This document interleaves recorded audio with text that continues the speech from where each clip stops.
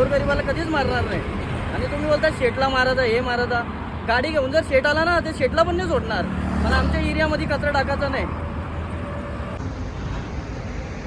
हे बघा, हे आता कचरा इथेशी टाकलेला आहे आणि हे कचरा बघून हा गाडीवाला पण थांबलेला आहे. आता याला पण हे कचरा इथेशीच, हे बघा हा कचरा पण त्यांनी टाकला म्हणून हा पण इथेच टाकायला आलाय. हे बघा, हे बघा पूर्ण रस्त्याला कचरा टाकलेला आहे.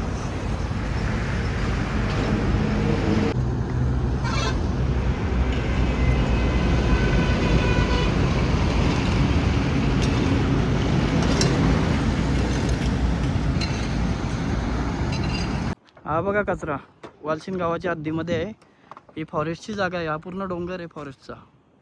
हा पूर्ण कचरा फॉरेस्टच्या जागेमध्ये आणून टाकला आहे.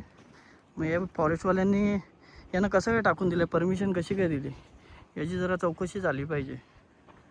हा बघा किती मोठा डोंगर रचत लावलेला आहे इथे. इथली माती फॉरेस्टवाल्यांनी काढून दिली तो भाग वेगळाच. एवढी माती काढूस्तोपर्यंत फॉरेस्टवाले कुठे होते. आणि हा बघा माती काढली ना, आता तिथं कचरा आणून टाकतात. आता पावसाळ्यामध्ये हा किती त्रास देईल आम्हाला. हा कचरा ओला झाल्यानंतर एकदा किती मच्छर आणि किती रोगराई वाढेल आमच्या गावामध्ये, किती त्रास होईल. आज बघा, तुम्हीच बघा.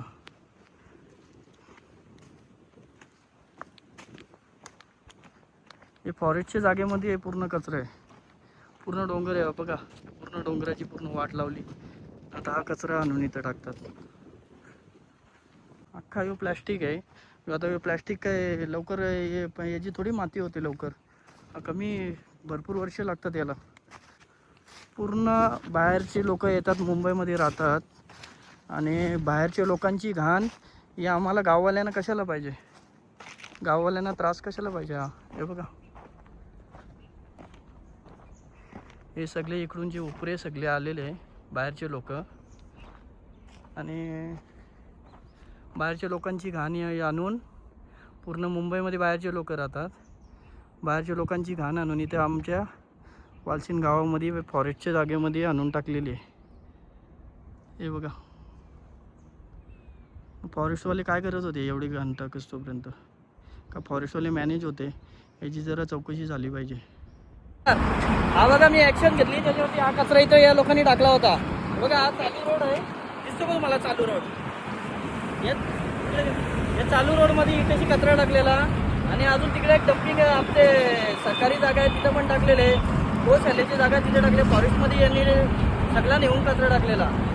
आणि तुम्ही सगळे कमेंटमध्ये बोलता का त्याला ड्रायव्हरला तुम्ही मारला, हे केलं. तुम्ही बघितलं का ड्रायव्हरला मारला ते ड्रायव्हरचा कधी कॉन्टॅक्ट झाला ना तर त्याला विचारा तुला हात तरी लावला का. ड्रायव्हरला मारला नाही. माझे पण गाड्या चालतात, माझ्याकडे पण ड्रायव्हर असतात. मी ड्रायव्हरला मारला नाही, गोरगरिबाला कधीच मारणार नाही. आणि तुम्ही बोलता शेटला मारता, हे मारता. गाडी घेऊन जर शेट आला ना ते शेटला पण नाही सोडणार, पण आमच्या एरियामध्ये कचरा टाकायचा नाही. ही बघा का, ही घाण दिसते का तुम्हाला, ही बघा घाण. तो तेवढा मोठा मागे ढीक टाकले हो. यानं काय डम्पिंग ग्राउंड वाटला का. यानं काय पूर्ण मुंबईमध्ये ही सगळी बाहेरची लोक येतात. बाहेरचे लोक खातात पितात सगळा. तर त्यांची घाण आहे ती इकडं वालशिनमध्ये आणून टाकायची. त्यांची खाल्लेली घाण ती बाहेरच्या लोकांची घाण आहे. आम्ही गाववाले सण करायची का. आम्हाला हे बाहेरच्या लोकांचा गाववाल्यांना त्रास का पाहिजे. त्यांची घाण त्यावेळी तिकडे ठेवायची नाही. ते त्यांना जागा दिलेला असेल कुठेशी डम्पिंगची, तिथं नेऊन टाका ना. ही काय घाण आहे, अख्खी मुंबईची घाण आमच्या एरियात कशाला पाहिजे. आम्हाला जर ही घाण आम्हाला परत नको. आता सध्या त्यांचं काम बंद आहे. त्यांना असं वाटलं का 2-4 दिवस काम बंद ठेवू ना, परत आणून टाकू. हे डोक्यातून काढून टाका. परत मला एकही इकडं गाडी दिसली नाही पाहिजे. आणि याची कारवाई चालू आहे आमची. ही घाण उचलायला सांगितलेलं आहे. ही जर घाण नाही उचलली तर हिच्यावरती पण आम्ही पुढे जाऊन कायदेशीर कारवाई करणारच आहोत. हे आजूबाजूला आमची इकडे घर आहेत.